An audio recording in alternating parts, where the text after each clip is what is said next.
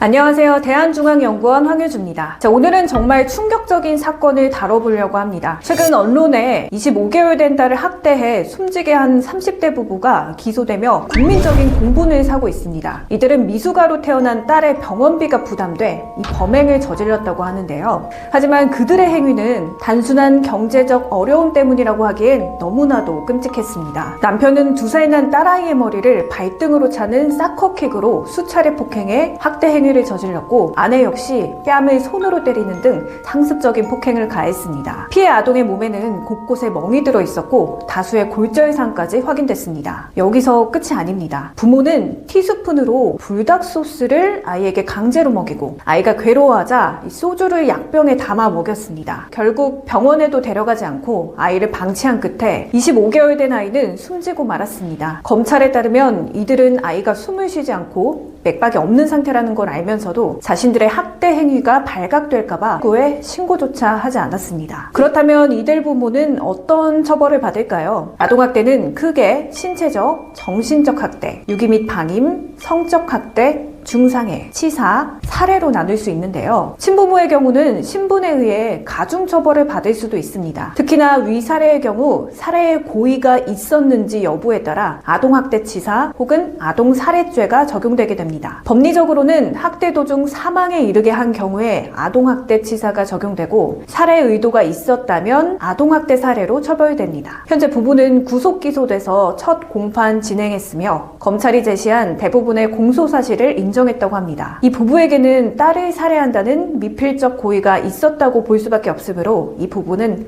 반드시 아동학대 살해죄로 처벌되어야 합니다. 한편 이러한 부부에게는 법정 최고형이 선고되어야 하지만 실무적으로는 정당한 훈육도 아동학대로 신고, 고소, 고발되어 입건되는 경우가 점점 늘어나고 있는 문제도 있습니다. 현행 아동복지법에 따르면 아동학대는 신체적 폭력뿐만 아니라 정신적, 성적 폭력, 방임까지 포함하는 개념입니다. 과거에는 부모가 자녀를 징계할 수 있는 권한이 민법에 존재했지만 정인이 사건 이후인 2021년 이후 이를 삭제하고 체벌을 원칙적으로 금지했습니다. 즉, 훈육과 학대의 경계가 점점 모호해지고 있으며 과거라면 훈육으로 인정됐을 행동도 아동학대로 처벌이 가능해진 것이죠. 결국 정당한 훈육임에도 불구하고 아동학대가 인정되면 부모는 신분에 따라 더욱 강한 처벌을 받을 가능성이 높아진 것입니다. 특히 공무원이나 교사 그리고 군인 등 특정 직업을 가진 경우라면 기소유예 혹은 보호처분만 받아도 징계 등의 불이익이 따를 수도 있습니다. 또한 이혼 소송 중인 경우 아동학대 전력이 친권, 양육권, 위자료 문제에 직접적인 영향을 끼칠 수 있으니까요. 반드시 억울하게 아동학대로 입건된 경우에는 아동학대 전문 변호사의 조력을 통해 문제를 해결해야만 합니다.